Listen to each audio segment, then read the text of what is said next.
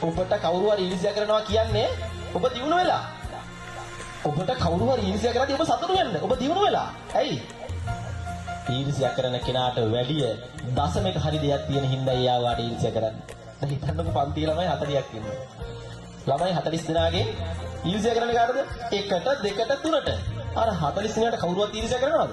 කවුරුවත් ඊර්ෂ්‍යා කරන්නේ නැහැ. ඔබට තියෙන තනි තට්ටුවේ කොල්ලතු පැල්පතක්. හරි? පුංචි පැල්පතක් තියෙන්නේ. ඔබ තට්ටු දෙකක විතරක් හදපු දවසට ඔබට ඊර්ෂ්‍යාකාරව වැඩි වෙනවා. තට්ටු තුනක එකක් හදපු දවසට තවත් ඊර්ෂ්‍යාකාරව වැඩි වෙනවා. ඒ කියන්නේ ඊර්ෂ්‍යාව මිනිස්සුන්ට ඇති වෙන්නම ඊර්ෂ්‍යා කරන කෙනාට වඩා දෙයක් ඔබට තියෙන හින්දා. මිනිස්සෙක් හරි ඊර්ෂ්‍යා කරද්දී සතුටු වෙන්න. ඒ කියන්නේ ඔබ දියුණු වෙලා වෛර කරන මිනිස්සුන්ට පෙරලා වෛර කරන්න එපා. ඒ වගේම මේ වෛරය ඇත්තම වෛරයක්ද කියලා හොයලා බලන්නත් එපා. ඇයි දන්නවද? ආදරේ බොරුවක් වුණාට වෛරය කියන්නේ හැම වෙලාවෙම ඇත්ත. මම ඔයාලට ගොඩක් ආදරේ කියලා ඕන තරම් බොරුවට කියන්න පුළුවන්. හැබැයි මම ඔබට වෛර කරනවා කිව්වොත් ඒක බොරුවක් නෙමෙයි. ඒක ඇත්ත. ඒ නිසා ආදරේ බොරුවක් වුණාට වෛරය කියන්නේ හැම වෙලාවෙම ඇත්ත.